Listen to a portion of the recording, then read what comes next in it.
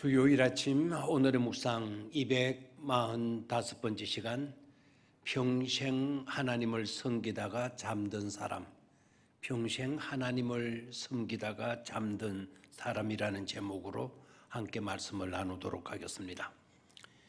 이 시간 묵상하게 될 본문의 말씀은 두 곳에서 보도록 하겠습니다. 먼저 사무엘상 13장 14절에서 그리고 사도행전 13장 22절에서 말씀을 보도록 하겠습니다. 먼저 사무엘상 13장 14절 말씀입니다. 함께 봅니다. 지금은 왕의 나라가 길지 못할 것이라. 여호와께서 왕에게 명령하신 바를 왕이 지키지 아니하였으므로 여호와께서 그의 마음에 맞는 사람을 구하여 여호와께서 그를 그의 백성의 지도자로 삼으셨느니라 하고, 아멘. 사도행전 13장 22절 말씀입니다. 함께 봅니다. 패하시고 다윗을 왕으로 세우시고 정언하여 이르시되 내가 이새의 아들 다윗을 만나니 내 마음에 맞는 사람이라 내 뜻을 다 이루리라 하시더라. 아멘. 본 구절은 하나님의 말씀에 불순종한 사람과 하나님의 마음에 맞는 사람을 대조합니다. 하나님의 말씀에 불순종한 왕은 패하시고 하나님의 마음에 맞는 사람은 선택하셔서 왕으로 삼으신다고 했습니다. 어떻게 보면 단순한 말씀 같지만 그렇지 않습니다. 극과 극을 이루는 말씀입니다. 더 나아가 그들이 어떤 길을 걸었냐가 중요했습니다. 그리고 그것은 우리가 어떤 길을 걷고 어떤 삶을 살아야 하나 하는 것을 교훈하고 있기 때문입니다.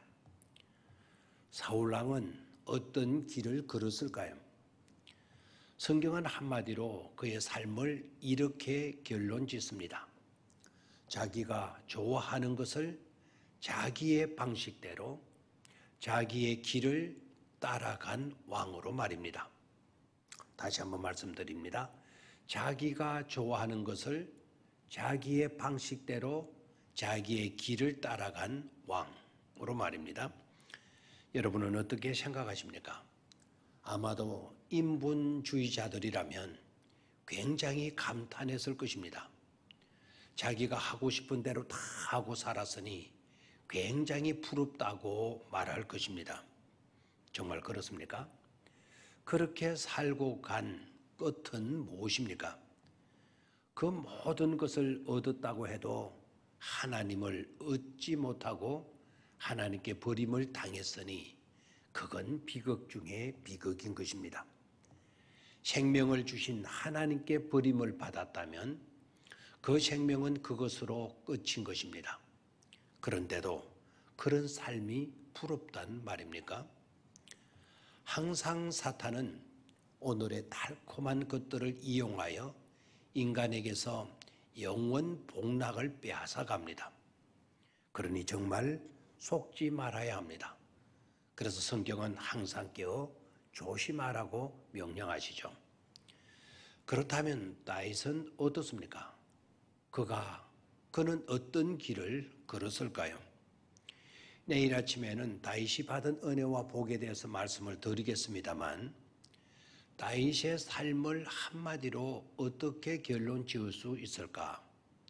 한마디로 다윗은 어떤 삶을 산 사람인가 하는 질문에 여러분은 어떻게 답하시겠습니까? 성경은 이렇게 말씀합니다. 이 말씀을 잘 묵상해 보시기 바랍니다. 그리고 기도의 제목으로 삼으시는 것도 좋을 것입니다. 시편 143편 10절 말씀입니다. 시편 143편 10절 같이 봅니다. 주는 나의 하나님이시니 나를 가르쳐 주의 뜻을 행하게 하소서. 나를 가르쳐 주의 뜻을 행하게 하소서. 주의 영은 선하시니 나를 공평한 땅에 인도하소서라고 했습니다. 이렇게 기도할 만큼 하나님의 뜻을 자신의 뜻으로 삼고 기도했던 분이 바로 다윗입니다. 하나님의 뜻과 자신의 생각과 뜻 사이에 간격을 두지 않으려고 그만큼 소원하고 노력하고 있는 것입니다. 어떤 환경에 처하더라도 변동이 있거나 멀어지지 않도록 말입니다. 또한 성경 구절을 봅니다. 신약에서 봅니다. 사도행전 13장 36절 37절 두 줄의 말씀입니다. 함께 봅니다.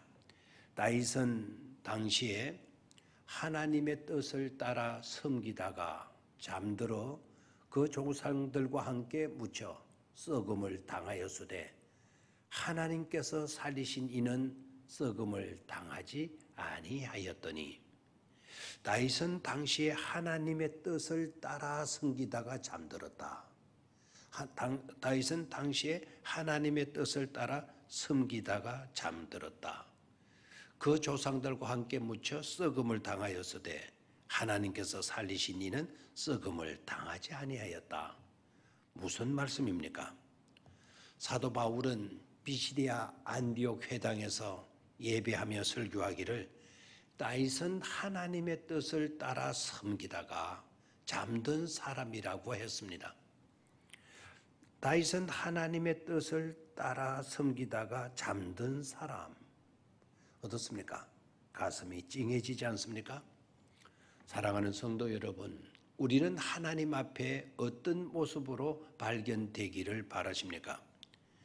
후일 우리의 후손들이나 믿음의 후배들이 우리의 믿음의 삶을 어떻게 말하며 어떻게 정의하게 될까요?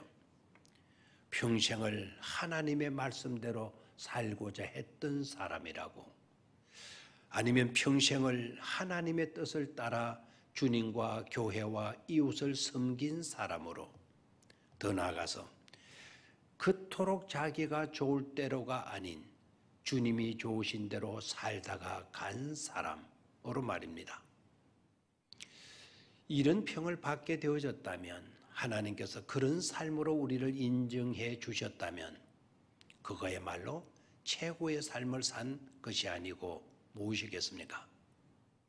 그렇게 살 수 있게 되기를 주의 이름으로 축원합니다. 감사합니다.